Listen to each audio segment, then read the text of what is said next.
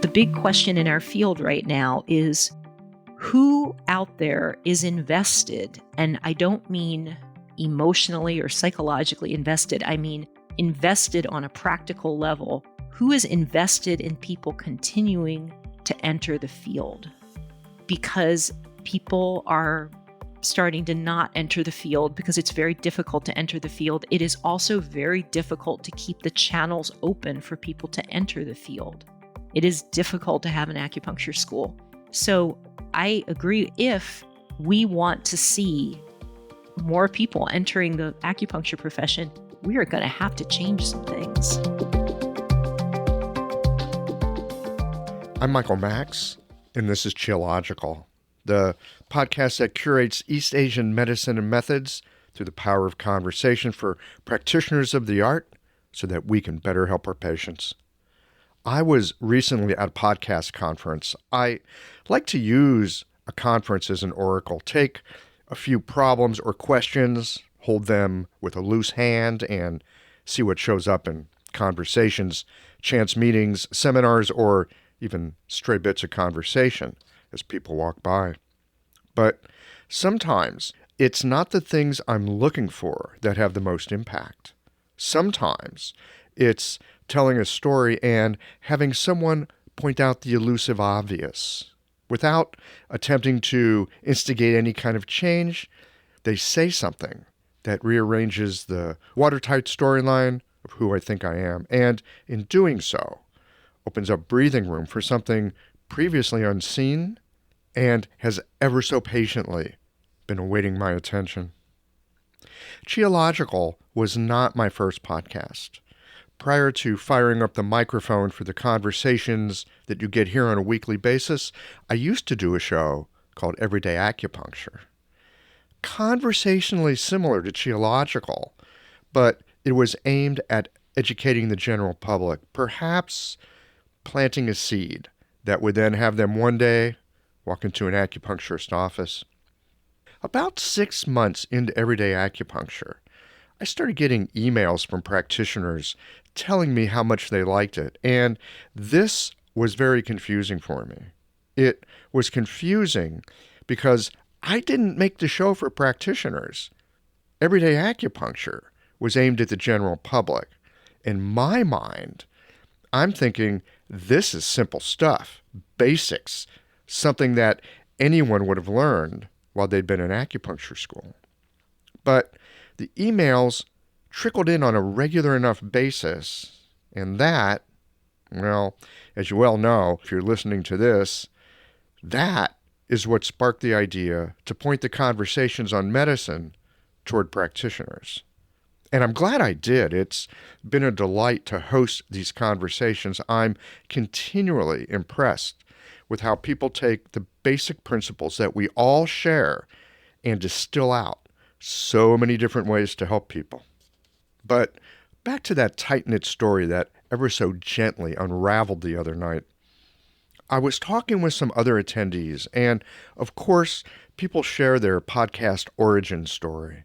And when I expressed my still deeply rooted confusion on why practitioners would listen to Everyday Acupuncture, the woman across from me looked me dead in the eye and said, "Well, of course they loved it.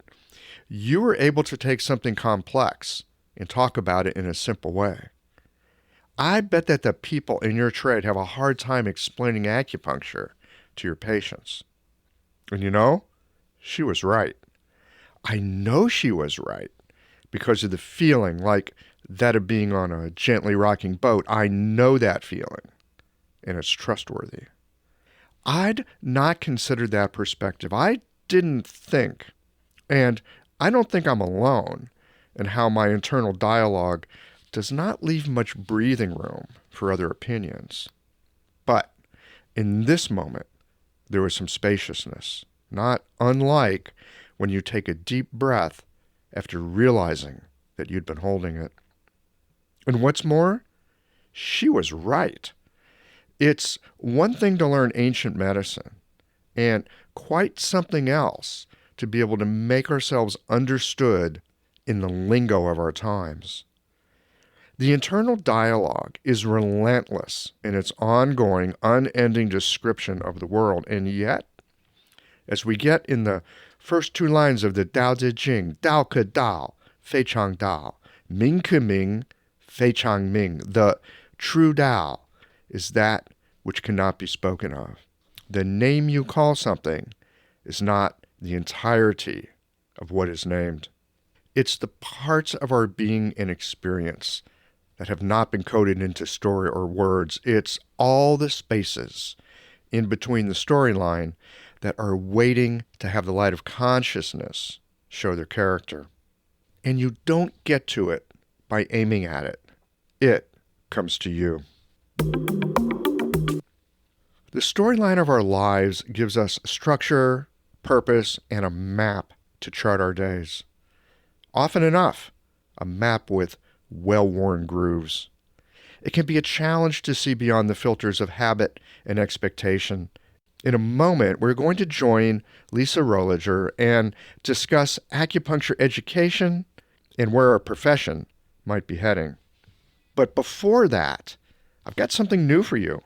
Recently, I invited you Qiological listeners to share with me what you would like to hear more of here on the podcast. And a number of y'all said, give us more nuts and bolts clinical material. Teach us how points work together, how to specifically treat certain conditions. Maybe a nice long campfire story about a point or some case studies that show how to successfully navigate a treatment. I'm delighted to tell you that I'm adding a new section to the podcast. It's called Shop Talk, and you can expect roughly 15 minutes of practical, clinical advice that has its work boots on. But first, a word from the folks that you should be grateful towards because they make it possible for Qiological to land in your podcast feed. These conversations come to you through the generous support of our sponsors and members. Blue Poppy, your new one-stop shop, has speedy shipping options on everything that you need for your clinic.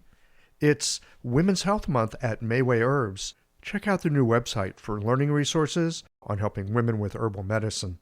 Are you a creature of habit? How about making a change that helps your patients and the planet with AcuFast needles? And later in the show, raising your fees doesn't have to be a difficult process. Jane has helpful suggestions on making it easy and effective. And finally, have you considered that having a thriving, profitable practice is one of the most healing things that you can do? Julie Bear Don't Walk has, and she can help you do something about it too. Do be sure to visit the sponsors page on the Qiological website to take advantage of all the special offers our terrific sponsors have for listeners of the podcast. Picture this. Your clinic is buzzing with patients, and then you realize that you're down to your last box of needles.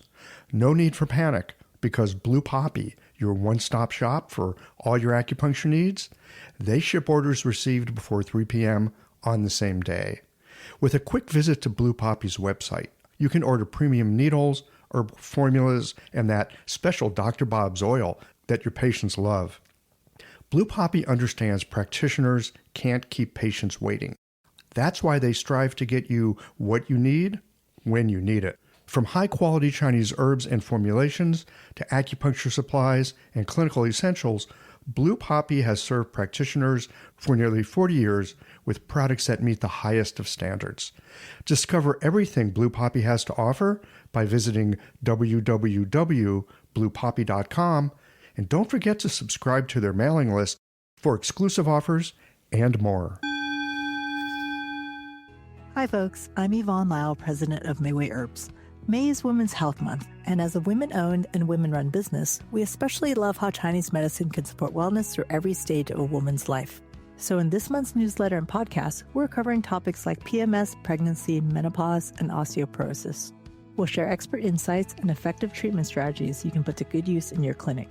Our Plumflower brand line includes herbal tea pills, tablets, extract granules, and organic herbs, all of which you can find on Mayway.com. And where you can also find articles, videos, and other resources to support your practice. Since 1969, Mayway has been a trusted source for high-quality herbal products. In these challenging times, please know that we remain committed to keeping our products accessible and affordable so you can take care of yourself and your patients. As always, thank you for supporting Real Chinese Medicine. Daily habits and routines feel comforting, familiar, easy, automatic. That's the power of repetition. You've worked out the kinks and can do it with your eyes closed. But what if you shook things up? What if you ditched the old routine and tried something new? Hi, I'm John Sten. I've practiced acupuncture for over 30 years, and together with my wife Kelly, we created the world's first eco-friendly acupuncture needle. The AcuFast earth-friendly needle system cuts your packaging waste by 60 to 90%, depending upon your needle type, speeds up your needling, gives you more control, and best of all, while you're healing patients, we plant a tree for every 2 boxes your clinic uses. Thousands of acupuncturists have already made the switch. In just the last year, they've helped plant over 16,000 trees. Since we started, that number has grown to over 50,000. So break the routine. Be the change. Visit AcuFastNeedles.com. Your patients and the planet will thank you.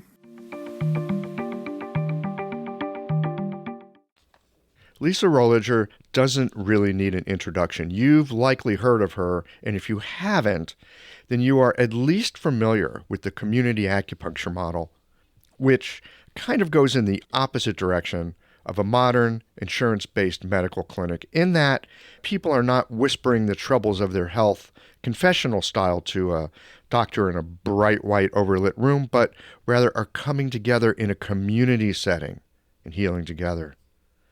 Lisa has a passion for the change that she wants to see in the world, and because the older I get, the less I feel like a doctor and actually more like a tradesman, I wanted to talk with Lisa about the POCA model of education that graduates practitioners capable of being licensed, but without the headwind of a 6-figure debt.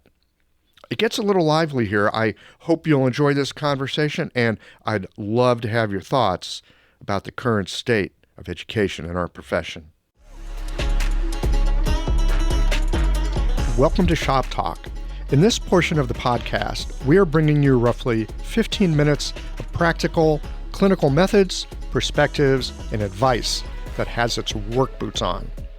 This section is all about practical material that you can begin to investigate the next time that you walk into clinic. Additionally, visit the show notes page for supporting materials from this week's guest on Shop Talk. All right, roll up your sleeves. Let's get to work.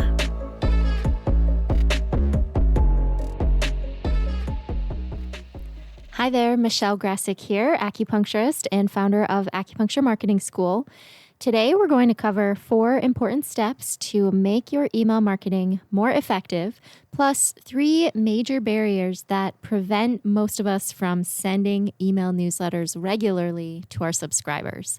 These barriers are concern that you're annoying your subscribers when you email them, not knowing what the heck to write about, and not having enough time to write email content regularly. Before we dive into the nitty-gritty, why do I recommend email marketing so strongly? Email is an incredibly effective marketing strategy, and it's very cost-effective. Research shows that for every $1 you spend on email marketing, the average return is $38. That's a 3,800% return on your investment. Let's compare this to social media. For every $1 you spend on social media, research shows the return is an average of $1.28. So that's positive. It's a 128% return on your investment. But clearly, email marketing is more cost effective. It's a phenomenal low-cost opportunity to get in front of your audience, teach them how much acupuncture can help them, and remind them to make an appointment. Let's dig into these 4 steps to make your email marketing more effective, and we will talk about each of these in more detail. 1, send emails consistently, ideally twice a month. Now, don't panic. We will discuss this in a moment. 2, keep your emails short and simple. 3, include a strong call to action.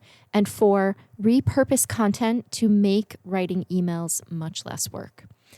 Consistency is really essential in any kind of marketing, and email is no different. I recommend sending 2 emails a month. I know the idea of 2 emails a month can be intimidating, not just writing that much content, but also the potential fear that you'll be annoying your audience by emailing more than you're used to. So let's discuss both of those concerns.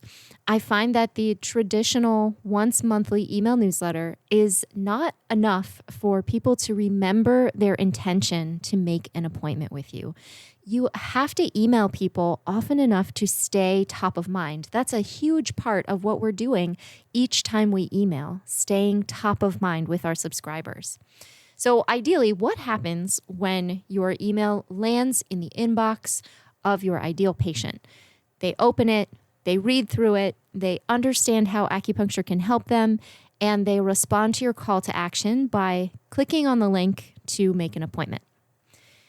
But what actually happens in reality is that a lot of times people get distracted. We know this is true because we all do this with our own emails that we receive on a regular basis. We read an email, we say, yes, I want this, I'm going to make an appointment, or I want to buy this thing. But then we get distracted by the millions of other things going on the internet, and we end up watching videos of golden retrievers wearing sweaters on YouTube for 15 minutes. And we totally forget about our intention to make that appointment or do whatever it was that the email talked about. And then the kicker, a lot of acupuncturists don't email their subscribers again for a month, or maybe even 3 or 4 months. And that's actually very common. That is a long time. Even 1 month is plenty of time for someone to forget that they meant to do something, especially without any reminders in that time frame. So I find that sending 2 emails a month is really a sweet spot for us as practitioners in terms of writing the email content and for our subscribers. Think about your favorite clothing store, for example. When they're having a sale, they'll email you 3, maybe even 4 times a day. We are not doing that. 2 emails a month in comparison to the volume of other emails your subscribers are getting is minimal. It's a polite number of emails to send compared to the barrage of emails that they're getting from other companies. But if you're consistent, it's also just often enough to remind them, I did want to make that appointment, and then actually do it. If you're still worried that you're annoying people with your emails or anxious about increasing the frequency of emails, remember, people signed up to your email list for a reason, because they're interested in what you have to teach them and they want to hear from you. They're waiting to hear from you. So you're just popping into their inbox to remind them that 1, acupuncture can help them, and B, your practice exists conveniently in their community. For maximum effectiveness, you've got to keep popping into their inbox regularly to stay top of mind. So don't give up. You are not annoying people. This is the kind of thing that, like a lot of marketing, picks up speed and effectiveness the longer you do it. The more people get used to seeing you in their inbox and learning from you, getting to know you by the way that you write, the way that you teach and approach this medicine, the better. It's very trust building, and it's only going to become more effective with consistency.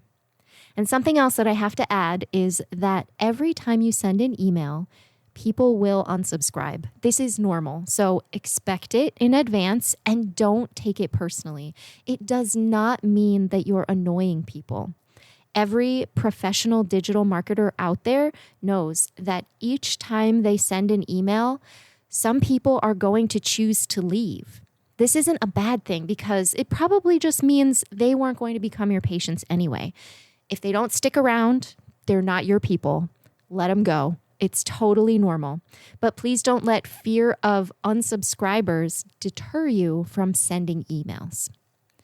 At this point, most people's next questions are, how will I find time for writing that much content? And what am I supposed to write about twice a month?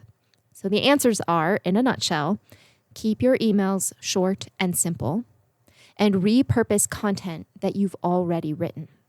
Let's start with keeping your email simple. you only need one message to share in order to send your email newsletter. For many acupuncturists, when we think about email newsletters, we think about the kind of newsletter that's a collection of 3 or 4 related articles. I'm sure you're familiar with this. Each section introduces a new blog post or a new article, and there's often a theme that unites all of the articles, although there doesn't have to be. There's nothing wrong with this format. It works fine, but it is a lot of work. And I know that many acupuncturists feel intimidated by having to regularly write a complex, multi-part email newsletter like this. And it often prevents people from sending their email newsletters at all because it takes so much time and effort every month, so they send nothing. This is super common. And I agree. I also felt this way, which is why I stopped writing this kind of newsletter a long time ago. Luckily, the truth is that while there's nothing wrong with this format, it's also simply not necessary. You only need one message or one piece of information to share with your audience to have a reason to send the email. If you take nothing else away from this discussion, I want to remove the blocks that are keeping you from sending emails. I just want you to send them and get in front of your audience. At the start of my practice, almost 12 years ago, I had a fabulous marketing mentor named Deb. And there was one time where I was really dragging my feet on sending my email newsletter. And she gave me a little kick in the pants by reminding me that email marketing only works if you send it. Ouch. It's better to hit send on a short, simple email that maybe feels imperfect than to never send anything. So what do I mean by just one message or just one piece of information to share with your subscribers? Here are some examples. These could each be brief 2-paragraph emails.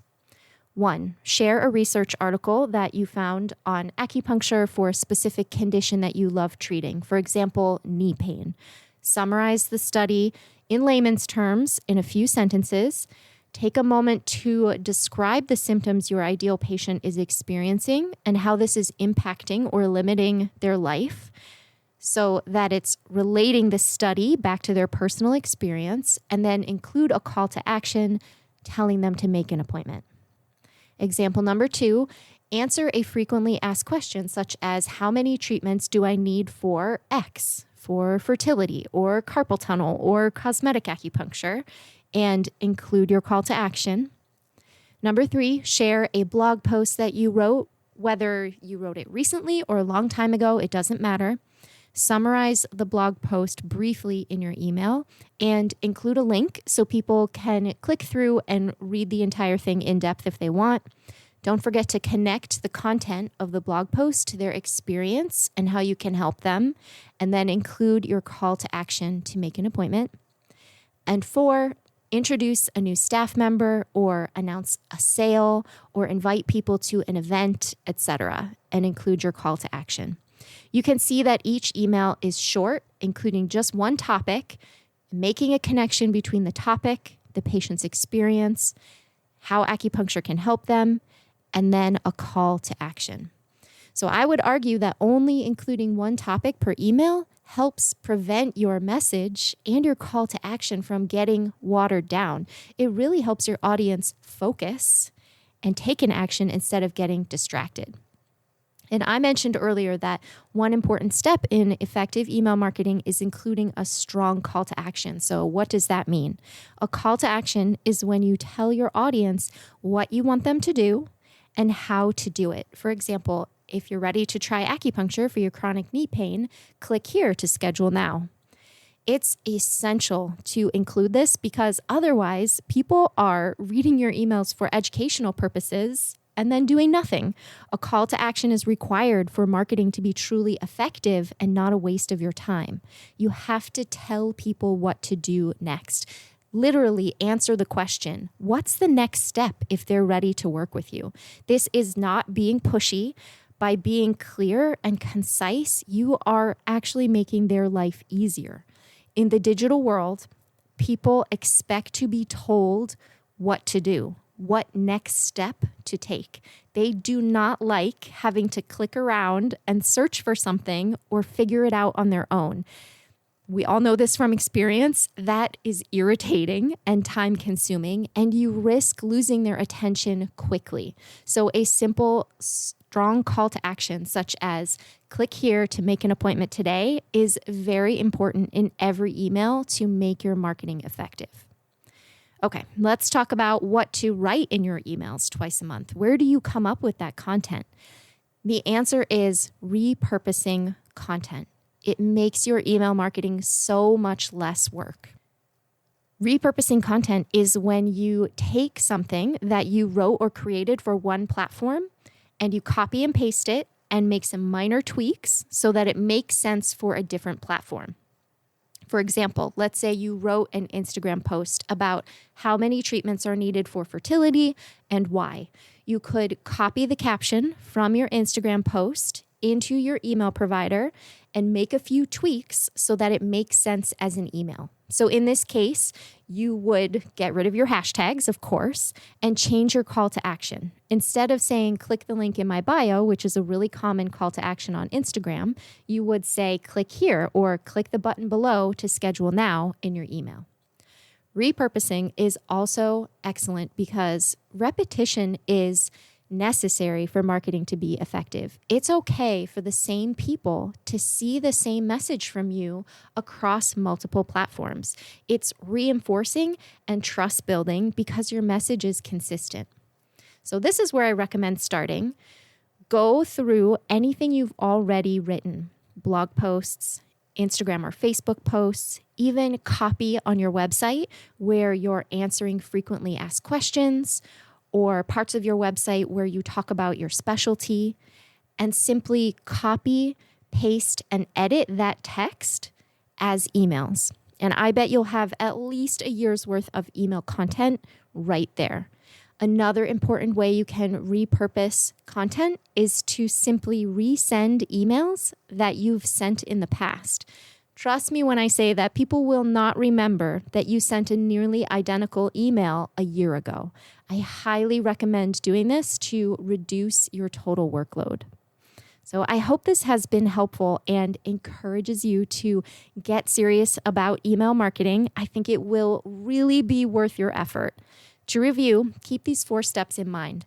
Send emails consistently. Keep your emails short and simple. Always include a call to action, and repurpose content to make it as easy as possible. If you still feel intimidated by the idea of writing 2 emails a month, I have a group of 26 email templates for sale that you can use instead of writing them from scratch. These are real emails that I send to my patients about acupuncture for pain, anxiety, digestion, and other topics. You simply copy and paste, make a couple edits to match your clinic, and hit send. For Qiological listeners, I'm offering a discount code for $30 off. The code is Qiological30, one word, and there'll be a link in the show notes if you'd like to take a look at the email templates. It's been a pleasure talking with you today. Of course, if you have any questions, feel free to send me an email. I'm always happy to chat with you. Michelle@michellegrassick.com.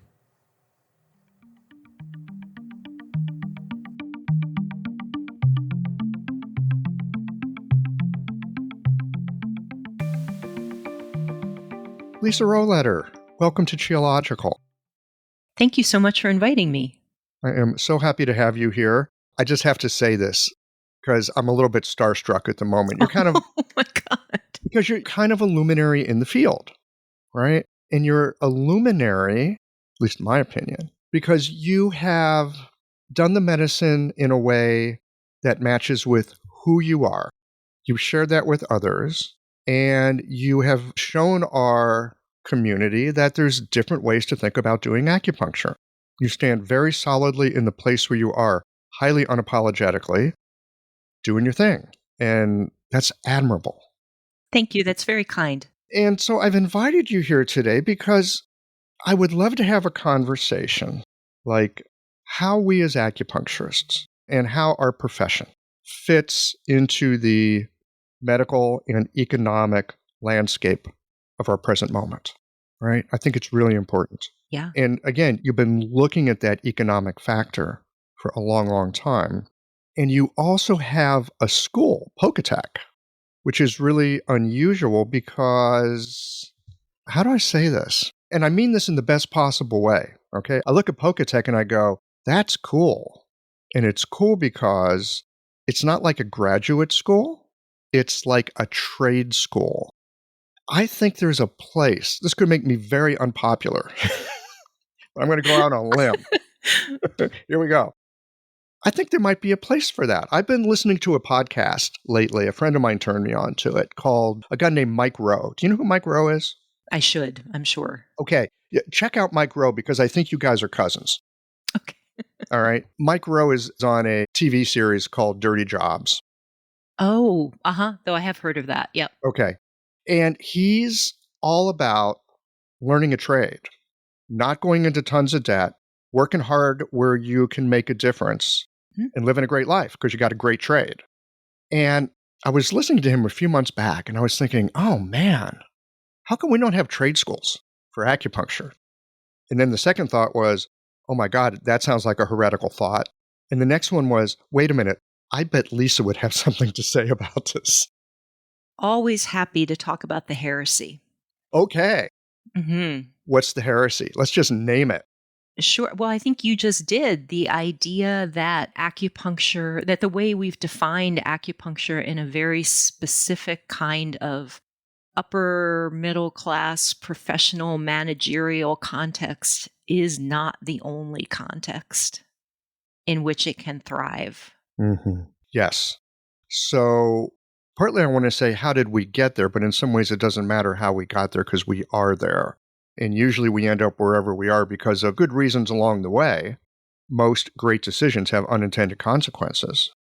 Yes, there's different contexts. So I can speak very personally to this. I have no desire whatsoever to work in an integrated context.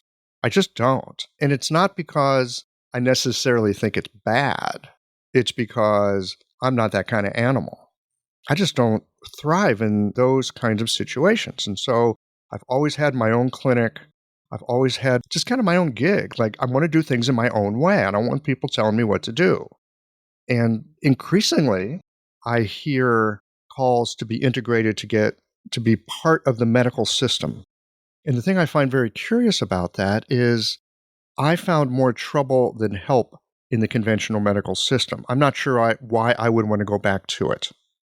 And I'm curious to get your take, because I really see a bifurcation coming right now between going like the doctorate and insurance and integrated contexts. Integrated always worries me a little because I'm always worried about like, well, who's getting to call the shots? Who's at the top saying who's in, who's out, and what you can do within it? So there's that. But as you put it, like the upper class managerial or maybe just middle class managerial versus something else, is this like trade that we're talking about. A working class context. Well, a working class context, and I've read your books and I've thought about it. Is it possible to take the idea of the working class context and expand it a bit? I mean, is it possible for someone like me who doesn't have a working class context? I see one or two people at a time, but I do it in a very low overhead fashion, right? Because I have no interest in being big. I want to be small. And I want to have a trade. I don't want to be part of a system. So if there are people that are interested in not being part of the medical model, so to speak, like how can we get there? Well, I mean, first, I think you're speaking for a lot of acupuncturists. I mean, I think it kind of defines the breed that most acupuncturists don't want to be told what to do by anybody. Most acupuncturists are very driven by the desire to do their own thing. That's real. And so, and that can be part of why people struggle economically, is that autonomy is more important to them than anything else, which I'm saying with no judgment there. It's just people are often more focused on doing what they want to do than necessarily making money at it, which is certainly true of me too. So I mean, I do think it's an acupuncturist thing to want to do your own thing, your own way. But I guess I want to even question what the description of integrative. I mean, I think what you're describing is a scenario where when people say integrative, what they mean is I am going to try to fit into the medical system as it's imagined right now, the same healthcare system that, many doctors are deeply unhappy with, many nurses are deeply unhappy with. I mean, the status quo in healthcare doesn't have a lot of cheerleaders, right? Right. Even on the inside. Oh, especially on the inside. It's ironic kind of that some acupuncturists think that like there's a lot to be gained by reproducing that system in our world, right? That's kind of what you're talking about. I would say, my clinic, Working Class Acupuncture, and the school, Poca Tech, we have some integrative medicine partnerships that are very, very important to us and that allow us to treat people who we wouldn't ordinarily treat. And I would call them integrative medicine, and I should probably describe them a little bit, but we are working with sort of normal players in the healthcare system. We're just not trying to be them. And they like us this way. So, for example, we have a offsite clinic at a nonprofit called CODA, which is the oldest opioid treatment program in Oregon. And we have a little room there, and that room functions like a community acupuncture clinic when we're there. Like when you walk through the doorway, you're sort of in our world, and our world exists within this larger treatment program in this larger building. And we really love our partner, CODA, and they really love us. It's a great relationship. They use medication-assisted treatment, which can mean methadone, and I always mispronounce the other one, so I won't even try. But basically, medication can really help people get off opioids, and we don't do that. We're not trying to do that. We're not trying to do what CODA is doing. We are supplementing what they offer their clients with acupuncture, and that works great. The other, I think, more mind-bending partnership a little bit is that we have a partnership with Care Oregon, which is functionally Medicaid in Oregon. They're a giant insurance company, safety net insurance company. We do not bill insurance, but we've had a relationship with them since 2012 where we provide unlimited acupuncture to a bunch of their members. And it works great. The details would be boring to people, but the point is they know what we're doing. They know we're not wearing white coats. They've been to our clinics. They know we're not trying to be doctors. We're trying to be community acupuncturists. And that is actually what we can offer. They have been very clear is valuable. They call it low barrier acupuncture. Yeah, I feel like that's integrative medicine. Someone who sees a Care Oregon provider for pain, chronic pain, is very likely to get a referral to us. That's amazing. I had no idea that you guys were doing this. Of course, I've got my own idea of what integration means. And usually it's, well, there's some kind of insurance thing going on and you a provider, or you a network, out of network, blah, blah, blah. You are working, I'm going to use air quotes here, that integrative side of it in a way, kind of as a partner. As a partner. And I'm going to say some really creative ways. Yeah. Like a little bit out of the box, but that's not unusual for you to be a little bit out of the box.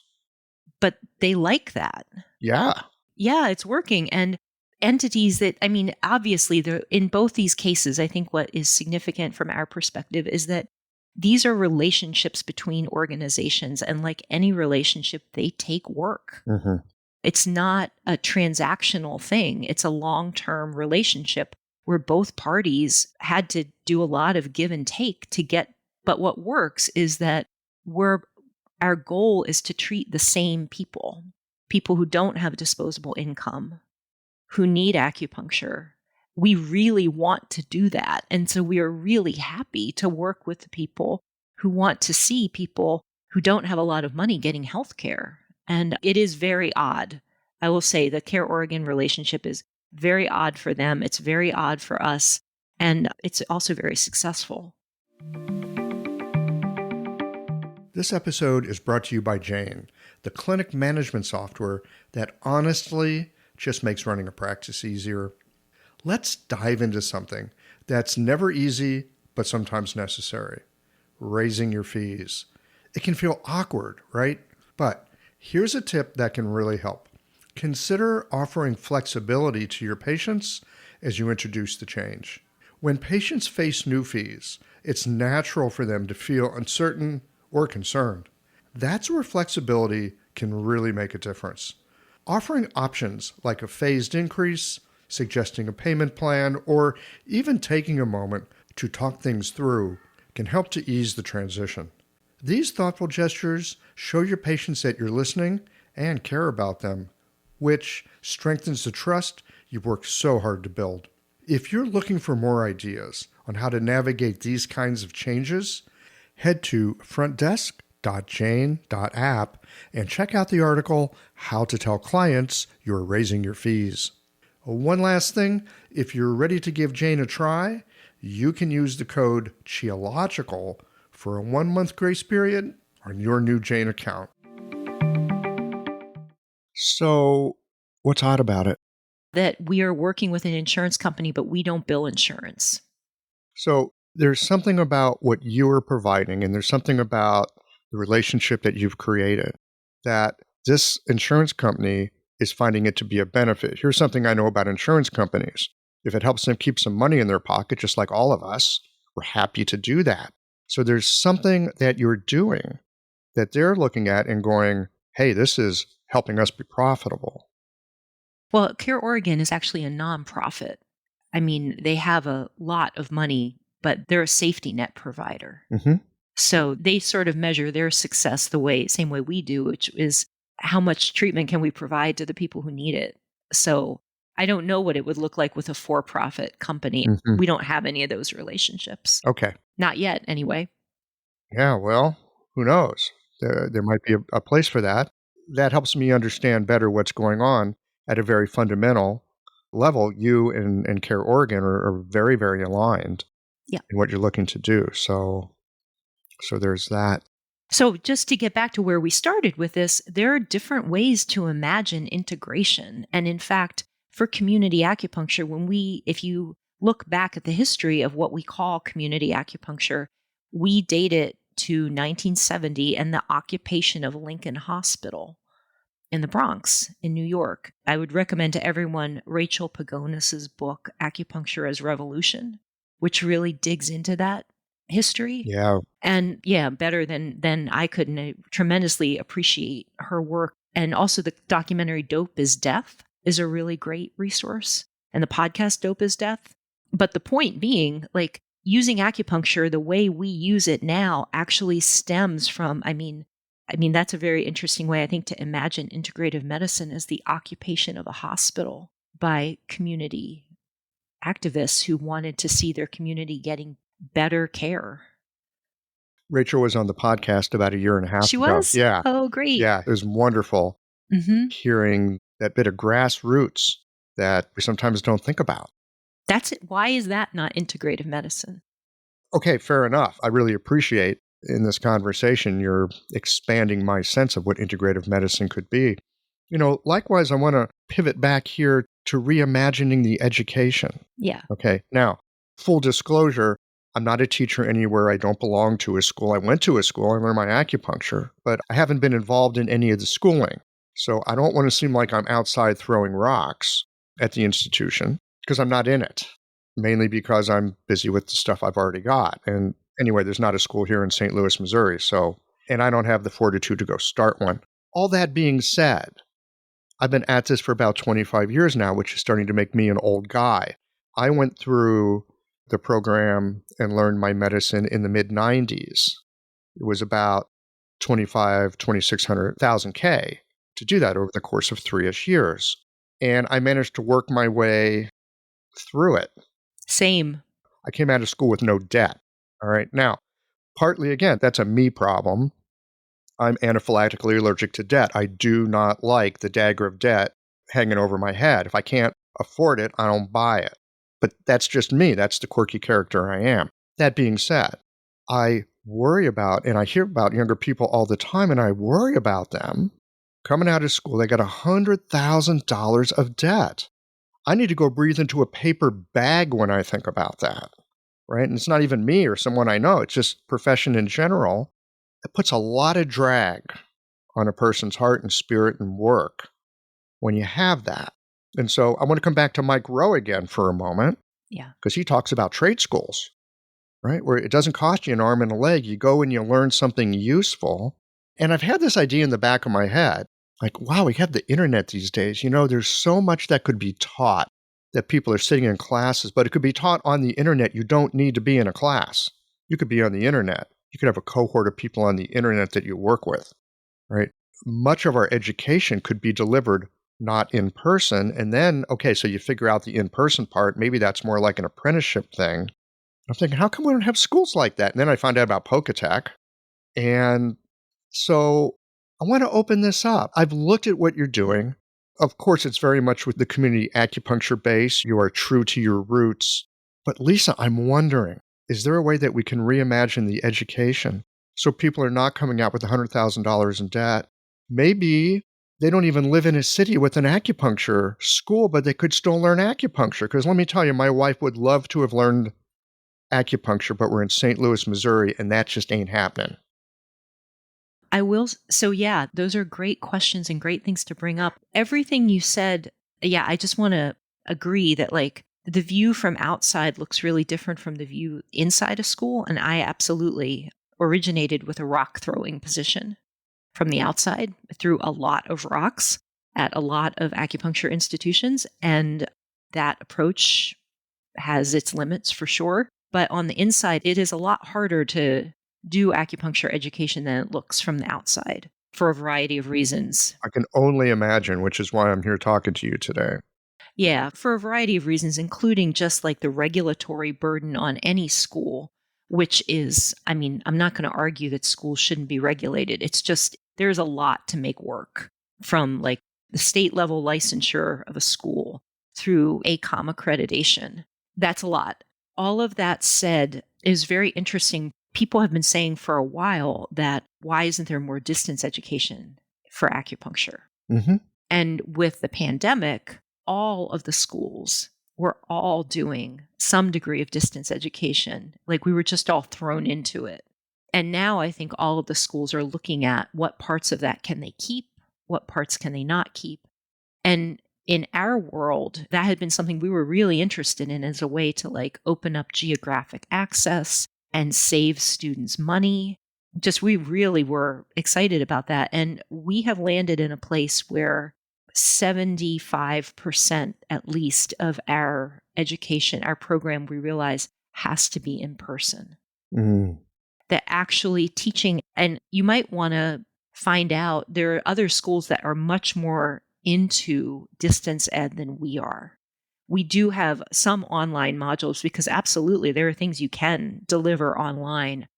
But in terms of our goals of getting people to the point when they graduate where they feel very comfortable treating humans of all varieties for all kinds of problems, I don't see how you can teach that online. And we really very quickly moved to insisting that students come to class. It's just very difficult actually to teach people to needle and to interact with people. And there's just a way that I think with all distance education, one of the things you run into is that students are inevitably possibly less engaged. And so then you end up with people enrolled in classes and you don't know if they're learning what you want them to be learning and what they say they want to be learning. It's just a kind of attenuated relationship that in our trade school world doesn't really mix well with our goal of making sure our students feel really confident and really competent at treating people when they get out. It sounds like there's also something, and if I'm putting words in your mouth, please let me know, but it sounds like there's something about being together with other people in the moment, with someone else, in real time, human beings being together. There really is. And that's what we're teaching, right? I mean, acupuncture is a practice between bodies. Acupuncture is a social practice. And I think especially our education, which is very focused on skill building, even more than on theory. I mean, we do deal with theory, but even that, it's just, I don't know. I've taught classes on Zoom. It's difficult. Yeah. So is your model, transferable is not the right word, franchisable is not the right word either, reproducible? Isn't that the question? I mean, part of what we learned from having an acupuncture school is that the business of acupuncture education is very, very difficult. And I think every school would agree with that. And ours looks difficult in specific ways because we have a tuition cap. I don't know if that was clear from our materials, but we are committed to keeping the cost of the whole education, if possible, under $25,000. Our tuition is $6,000 a year for 3 years, and then there's $2,000 in clinic fees. So the part that people pay directly to us for instruction is $18,000. It is very, very difficult to run an institution on that kind of money. Other schools have the same difficulty at different. It's just difficult. It's not like if you want to make money easily, do not start an acupuncture school, no matter what it looks like. And I think, again, that has to do with the levels of regulation. That has to do with what we're teaching. One of the revelations to me was how easy it is for a student clinic to lose money. When we planned to do Pocatec, we assumed the student clinic could break even. It doesn't. I don't know any student clinics that break even. They all lose money, in part because students are students. It's hard for them to attract. Like, one of the things hopefully people are learning at our school is how to build a patient base. But going into that, they don't know that. And so there's a certain specific kind of magic related to acupuncturists attracting patients that students, they don't know how to do it. And that means the student clinics, all student clinics struggle with patient volume, even ours. And one of the things we do to keep our volume up is we have a couple times a year, we make the student clinic free for a whole month. And even then, we struggle with patient. I mean, even then, you don't have a line around the block. You just don't. Mm-hmm. So that part is really, really challenging. So the question is, I do think the difficulty is finding anyone who would want to reproduce it. Which, can I just say, you contacted me because you read the blog post, and I feel like the big question in our field right now is who out there is invested, and I don't mean emotionally or psychologically invested, I mean invested on a practical level. Who is invested in people continuing to enter the field? Because people are starting to not enter the field because it's very difficult to enter the field. It is also very difficult to keep the channels open for people to enter the field. It is difficult to have an acupuncture school. So I agree, if we want to see more people entering the acupuncture profession, we are going to have to change some things. Agreed. And here's another thing, too. I know different people have thought that I've met and I've talked to, some people that have been patients or just, people I know, and they have some interest in maybe becoming an acupuncturist, and then they look at what it costs to become one. And then they look at, okay, there's not that many JOBs out there. Like, really, by and large, are you ready to go it on your own? And some people are happy with that. They're good. Like, fine, I'm happy to do it. But that said, if they want to do something in the medical field and they want to make some money and they want to have some benefits and this and that and the other thing, look, there's a lot of jobs in conventional medicine, less training, less money to get that training, and you'll walk right out into a job making $60,000, $80,000 a year. I think the reckoning that hasn't happened, and I hope it's going to happen, is that for better or worse, when you are training acupuncturists, you are training people, all signs point to them being self-employed. Even people who point to, sometimes when people talk about jobs in hospitals, what they're really talking about is independent contractor positions. And independent contractor positions are a form of self-employment. Mm-hmm.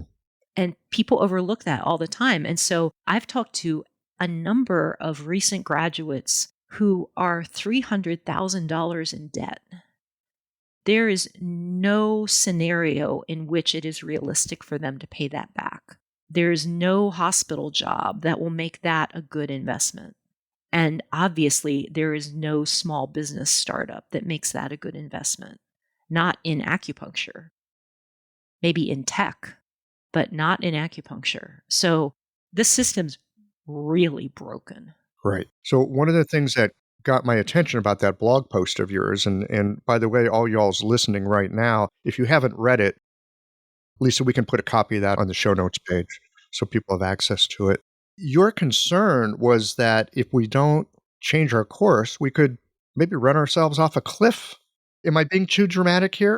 I don't think, well, I am not going to say that you're being too dramatic when in October there was a town hall put on by the American Society of Acupuncturists and the NCCAOM, which is our credentialing body, in which the executive director of the NCCAOM said, this is close to a direct quote, "This is the 40th anniversary of the NCCAOM. There very well might not be a 45th. I would call that dramatic.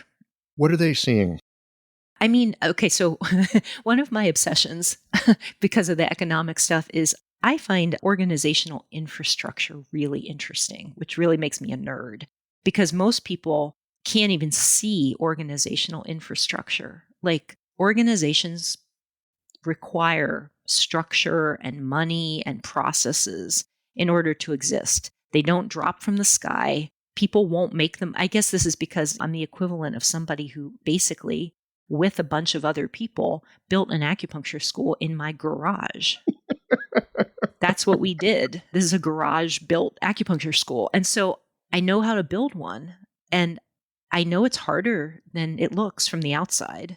And I think that generalizes to things like acupuncture associations, to credentialing bodies. All of these things, they need revenue streams in order to run. The NCCAOM's revenue stream comes from people taking the tests and people being recertified. If not enough people take the test and not enough people become certified because it's no longer a good economic decision to be an acupuncturist on any level, there isn't another entity in the world that's going to say, "Oh, wow, acupuncture profession, we'll take care of your infrastructure for you." So we would lose our infrastructure is what you're saying. We have to think about what our infrastructure lives on. It's sort of like an ecological thing. Like if you take away everything that allows an ecological niche to exist, it doesn't exist anymore. Right. Well, and much like ecology, even treating patients, right? You don't see the complexity of the system. You can see where there are problems, usually because there's some kind of excess that's showing up. Deficiencies are harder to see. And when things are working well, it's basically invisible. Bingo.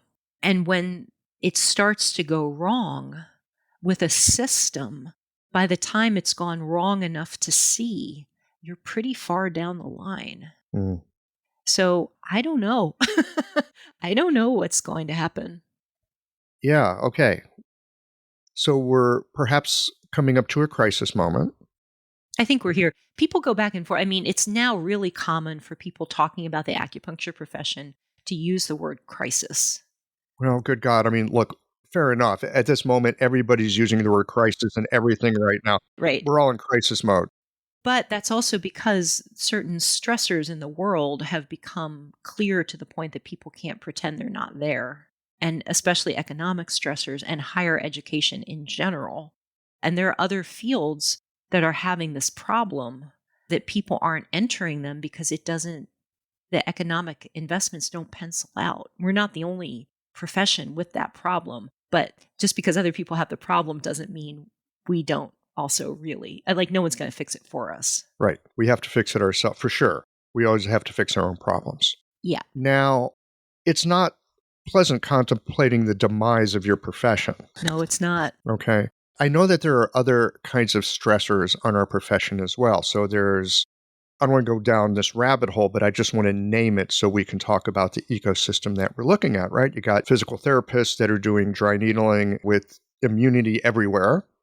You've got different parts of different professions. I mean, like chiropractors here in the state of Missouri, 100 hours of training, you can be an acupuncturist. You can be a certified acupuncturist. You can't be a licensed acupuncturist like me, but you can be a certified acupuncturist. So there's all kinds of acupuncturists around here that are chiropractors, 100 hours of training.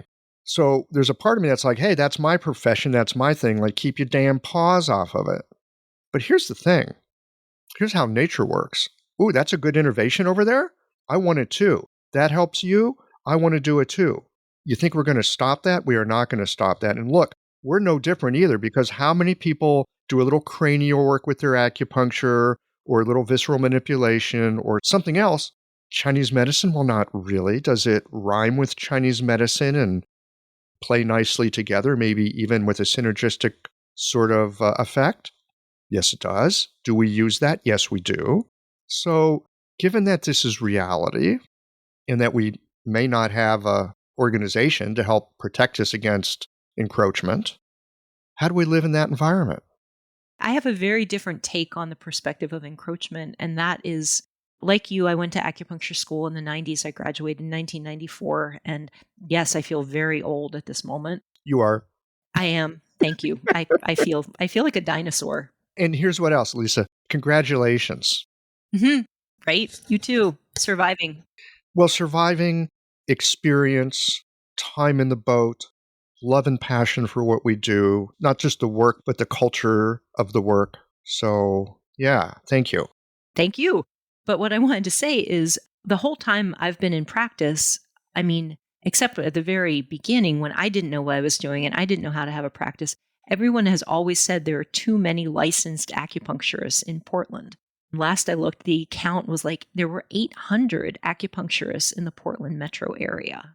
I can't remember how many there were when I started my clinic, but everyone had always said, this will never work. You will never make a living. And I just don't think that's true. Like, I really, really, really love small business, and I am really interested in what makes small businesses thrive. And one of the truths about small business is you can't look at what other people are doing. You have to look at what you are doing. And so this business about people taking our medicine, sorry, I call bullshit. That's lazy. If you're serious about building your own business, you'd be delighted that other people are out there. I mean, the biggest problem is that people don't have any idea what acupuncture is. There is that. It's unfamiliar. And so for everyone who is providing acupuncture in a way that I wouldn't do it, they're making acupuncture visible as an option. And I think that's great. So I'm far at one end of the spectrum. I understand that. But sorry, I can't give the encroachment thing any sympathy because I don't have any. Having a thriving, profitable practice is one of the most healing things you can do as a healthcare practitioner. Because a robust business is the ultimate expression of vital chi. And that's the heart of our medicine. I'm Julie Bairdontlock, and I help practitioners grow nourishing, profitable, authentic businesses that embody the generative cycle of Chinese medicine. This isn't about all yang all the time. It's about expanding your own internal capacity, growing collaborative relationships with your patients for ethical patient retention, and marketing as an extension of this medicine, not a necessary evil. You already know that everything is connected in your patients' lives and bodies. The same is true for your business.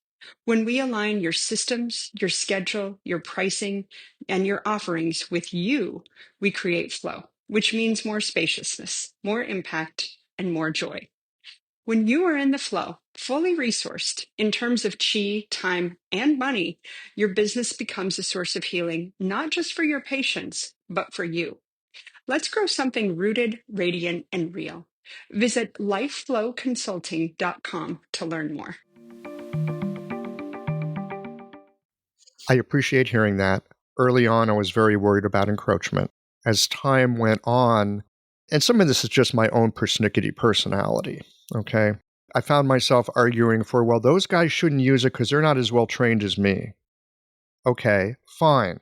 But if they're getting better results than me, Right. then my training means nothing. Right. If my training really has the bones and teeth to it that I think it does, why would I be worried about those guys? They got 100 hours of training. I got 3 years.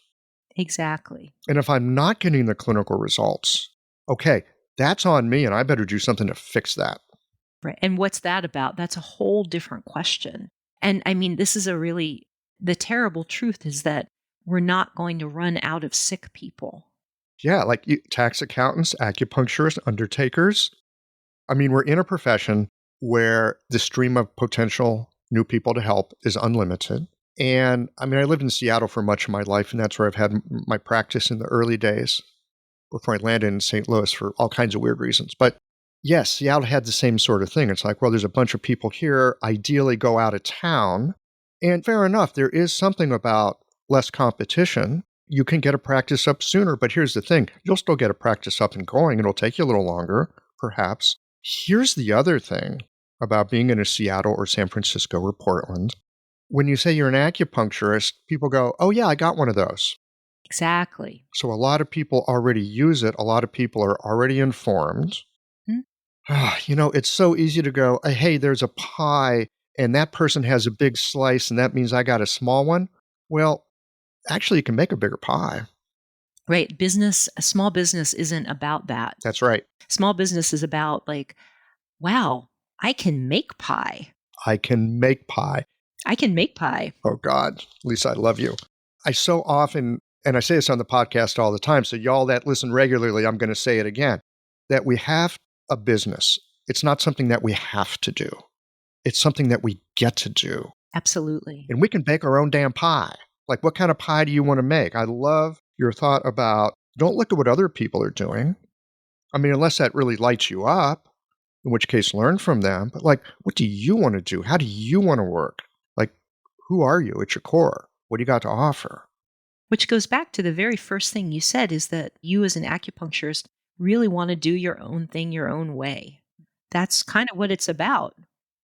Well, me as a human being, I'm just that kind of character. Mm-hmm. I've had to drag that attitude around my whole life. That makes you creative. And that's, I think, small business is an incredibly creative, also an incredibly demanding environment.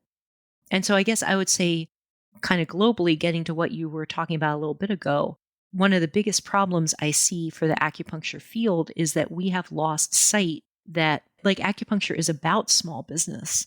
And so what kinds of things would make the field more friendly to us being small businesses? Oh, that's a great question. What are your thoughts? Well, I think one of them would be to like obviously stop focusing on chiropractors and physical therapists and like those are other businesses. As you said, if you want to learn from them, but like people have a scale problem, I think. And so acupuncturists, when they look at starting a small business, they think, well, I won't be successful because there's a physical therapist doing dry needling. I mean, that doesn't make any sense. It really doesn't. Like, yes, in the world, there are physical therapists doing dry needling. The world is also full of people who think all acupuncturists are charlatans. None of that is going to have any bearing on the fact that your job is to figure out how to provide a good service for the people who would want to see you. Like, as you said, you have to figure out what your service is. What are you providing? What does it light you up to provide? What do you want to provide? And because humans are very, very diverse, you will find people who want that exact thing. That makes sense to me. And I know this from my own experience. It's so easy to look out into the world and go, oh, that's wrong, that's a mess, Yeah. I don't like that. And it's so much more difficult to look inside and see what's right, that Zheng Qi, right? The upright, like what's right and good. That's actually my bailiwick. That's my wheelhouse. That's mine to do. Now, just because you can identify it, that's not an endpoint. That's the starting point. And as you said, small business is not easy, but it's incredibly rewarding. What you just described to me sounds like a foundational task in small business where you really look at what do I have to offer that's really, really good, that I would love to develop and expand on and put out there into the community. And then that's your job, not thinking about who else is doing it wrong.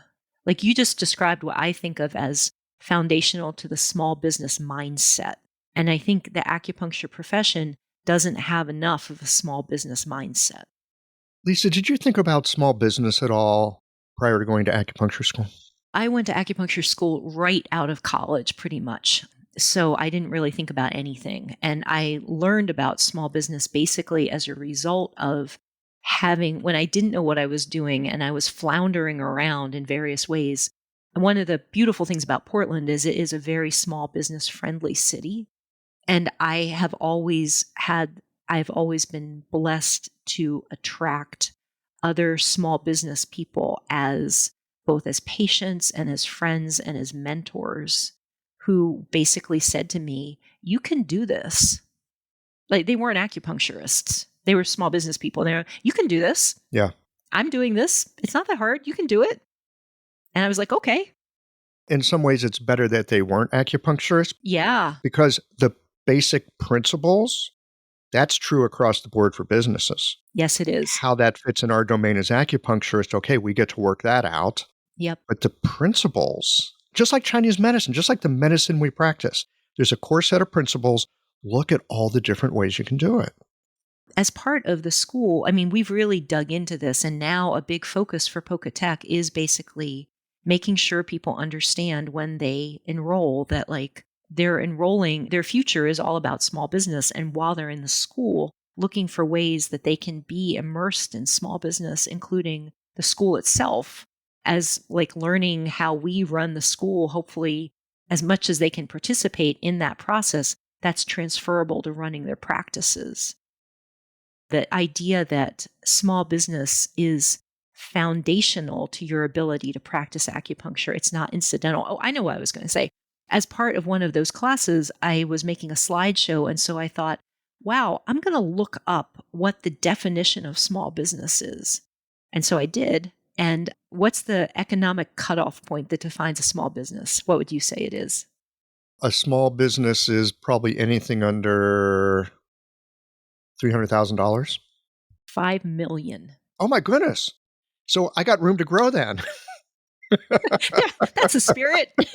So by that definition, pretty much almost every entity in the acupuncture profession, except the biggest schools, are small businesses. Even the NCCAOM itself is right on the border of that. Wow. Okay. So this is great. So I remember in acupuncture school, we all had the business management class. And I hear you talking about from the get-go, letting your students know, hey, it's not just that you're going to be in business, you're going to be in small business. You're going to be in small business. Now, sometimes there's baggage that goes with the word business. This is partly why small business is helpful. I remember years ago, oh God, this was so funny. It was the election year and blah, blah, blah, and politicians and blah, blah, blah. And, one of them's going on about small business is the backbone of America. I'm like, yeah, you bastard, blah, blah, blah. Wait. Oh shit, that's me. Wait a minute. That's me. That's the people I buy my coffee from. Yep. That's the guy who fixes my car. Yep. I started looking around the people that I really love supporting, like the cool places around town. Oh, look, we're all small businesses. We're businesses, as my grandpa would say. We're a business. It really turned things around for me because I used to think business meant people that cheat. And to turn it around into business means people who care and they make a difference. It's huge. Yeah. And I think just to realize that small business has always been how a lot of people have survived. Like, small businesses are built by immigrants. They're built by women. They're built by people with incarceration histories who can't get other jobs. They're built by people in neighborhoods that don't have anything else to offer, that don't have jobs to offer them, so they make businesses. My neighborhood is like that in Portland. And I love this neighborhood because of the other small business people in it. And so I think it is just very rich and very interesting and very human scale to see that. And in fact, if you look at more definitions, most acupuncturists don't even have small businesses. What they have are micro businesses. One person, no employees, just themselves. That is a very brave way to live. It is a brave way to live, isn't it? Yeah. And a lot of people are living, like I said, I can't say enough about how good it always is for me to hang out with other small business people. One of my new friends who I met as part of being on the board of a local economic development organization for small businesses, owns a bar. And we have so much fun talking about the overlaps between her world and the bar she owns and my world of running a clinic. But all the principles are the same. Wow. Maybe you could open up a acupuncture business school as well. Well, but that's what Pocatec is, actually. I mean, because they're not separate. Yeah. Well, it's a business and trade school. Right. So our focus is we want to train people to do the job of providing acupuncture. And the truth that we don't want to paper over or ignore is that in acupuncture, in order to have a job, all signs point to you will have to make that job. So I think it's our job to try and help people at least be oriented to that task. You can't tell everyone exactly how to do it, but you can immerse them in a context that says small business is great, small business is necessary. And you're a small business person. And you're a small business person, and this school is a small business, and most other schools are small businesses. Well, I've often heard people say, look, I'm a doctor, I'm not a business person. And I take some umbrage with that because I know that I'm both. And I think about the rich tradition of our medicine. Doctors were expected to be able to write poetry, do calligraphy. There's these different cultivative practices. Why not include business in that? At least in our modern day, it's part of your cultivative practice. So it's fabulous to hear that you built that into your program. We feel like one of the things we've learned, if you make an acupuncture school from scratch, I guarantee you will make a lot of mistakes. We made a ton of mistakes. And now in almost our 10th year, one of the things we're recognizing is that how early you have to start having that conversation with people. And we really try and have it in the admissions process. But the very first couple of classes at Pocatec are about, this is your context. This is a small business. The school is a small business. You're here to learn how to see if you like being in a small business. And if you don't, you probably shouldn't go through this program because it's probably not a good use of your money. Right. For sure. We hear that statistic about how many people are not practicing after 5 years. I don't know what the number is. It's high. And I don't know what the number is compared to lawyers or accountants or anything else. I meet a lot of ex-lawyers, let me tell you.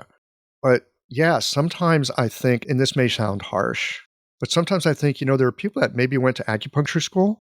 Wasn't such a good choice. They should have at the beginning known more about what they were getting into. And by the time you're about to get out, you realize the corner you painted yourself into, man, that's a high tuition for a life lesson. And that honestly is part of why we're so stubborn about announcing ourselves as a technical school. Partly it really fits very well with what we're trying to teach and the skills orientation, but we really want to emphasize to people of please don't get a credential just to get a credential. I don't think that's a good use of anybody's money. I'm sorry, working class person here. The credentials aren't impressive. And don't use Pocatec for that. It's fine to go to school and realize this isn't for me. But if you realize that in your first year, we're kind of we don't want to keep taking your money. We don't want to waste your time. It's fine. Yeah, go do something you like. Yeah. We're kind of getting up toward an hour here. Yeah. These conversations go so quickly. I'm a little reluctant to get into a big question. I still want to noodle into this a little bit if you got a moment. Thinking about how the landscape could change if we didn't have an NCCAOM. Thinking about how the landscape would change but there's no credentialing authority for various reasons, right? Macroeconomic, whatever, like we were discussing and you discuss in your blog post. Let's say we live in that post-credential apocalyptic world. Maybe it's not apocalyptic. I'm just trying to throw a little humor into it. If we were living in that world, because people still need our services, and how could we go about being helpful? I think that's a beautiful question. I think one of the things, like you said, when infrastructure is working well, it's invisible. So as it starts to become working less well and hopefully more visible, we can hopefully take, a thoughtful, critical eye to it. The most obvious thing is a bunch of state acupuncture licensing laws are going to have to change because the NCCAOM has written itself into most acupuncture state laws. So if there's no NCCAOM and there's no successor organization, which would be easier, but we don't know what's going to happen. But essentially, the state laws would have to change. But it would be really great if acupuncturists could think about, instead of thinking of our professional organizational infrastructure as something designed to protect us from other people, what if we had infrastructure that helped us run small businesses? I mean, I think your podcast is providing something that people really need, which is perspective, a wider perspective. Like you're reaching out to different people and you're creating channels of communication. I think we need a lot more channels of communication, and we're going to need different channels of communication. We could really benefit from having them now, but that maybe channels of communication are more important than fences. When I think about how ecosystems work and when I think about actually just human relationships, when things go south and there's trouble, it's your network of connection Yes. that supports you. It's your network of connection that get each other through it is what happens. Yep. Solidarity, mutual aid, a lot of what we saw during the pandemic. I mean, one of the things that I thought was fascinating about the pandemic was that a lot of people, as a result of it, came to appreciate small businesses more than they had and to understand how hard it is to have a small business. And I was like, that's great because, wow, people don't get how difficult this is. But I think all the things that people worked on to get them through the pandemic, I mean, I feel like what we're looking at with the infrastructure of the acupuncture profession is like, when I think if someone had told me, hey, here's your 5-year warning that there's going to be a pandemic, wouldn't that have been helpful? I mean, I feel like that's what we're looking at here. We're getting a 5-year warning. Whether people are going to backpedal on this or not, I take it seriously what the head of the NCCAOM said. Here's your 5-year warning. Something extremely disruptive could be coming down the pike. Like, wouldn't you want to know that? And wouldn't you want to start doing the work now that could help get people through that? And it would look a lot like what got people through COVID. Well, maybe this conversation that we've had today, and again, thank you for your time and perspective, maybe this conversation can be part of an ongoing conversation where we look at what might be coming, different ways we might respond. And much like different people have different kind of practices, there's more than one response that might be helpful. That would be necessary. Like, there's not going to be a magic bullet. There's not going to be one solution. There are going to be multiple things that help. Of course, in any networked, complex system, it's the only way it works. We should know that from the medicine we practice. So, I mean, if you want a kind of theme for parts of your podcast of like, I don't know, the coming acupocalypse, that might be really interesting. That would be a public service for sure. Because one of the things that has come up a couple of times, people have said to me of like, well, if it's this bad, why aren't people talking about it? And my take on that is that for a lot of people, it would just be political suicide or social suicide to say these things out loud. But it's not for you because you're doing your own thing. And it's not for me because I am a known heretic and I can say anything. That's who's going to be able to host this conversation. Part of my question all along has been, who can host like the climate change conversation for the acupuncture world of like, here it comes. Who can actually be the one who's like, hey, can we like talk about this? Because lots of people have too much invested in the status quo to be able to do that without getting in trouble. So for people like you who are talking to all kinds of people, that's great. And for people like me who I'm already in trouble, I've been in trouble the whole time, I don't have anything to lose. And neither do you. I think it's us.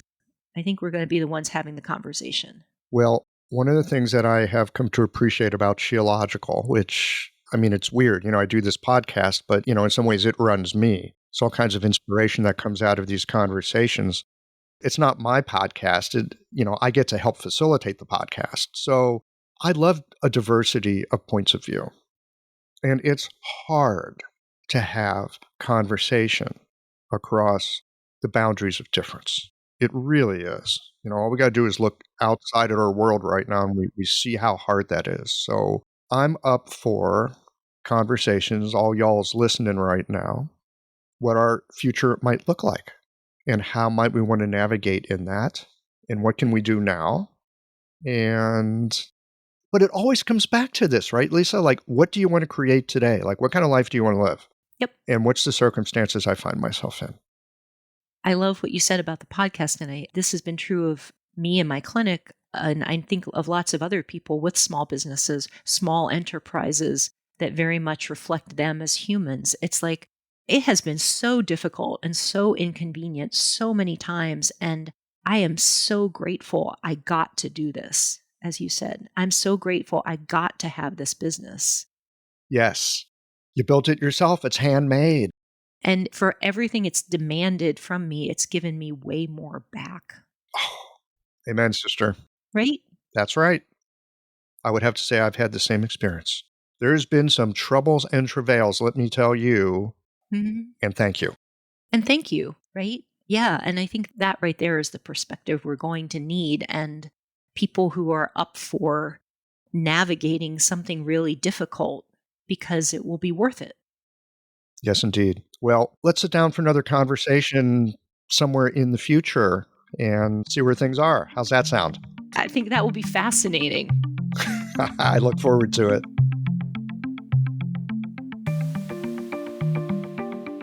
I really appreciate Lisa's dedication to the vision that she has. Even as we practice quite differently, I find we had a lot of common ground and a thirst to have our medicine be accessible and independent of the pharmaceutical, insurance, industrial, medical complex. And that we both love the power of small business, which I think is an often overlooked opportunity that we all have.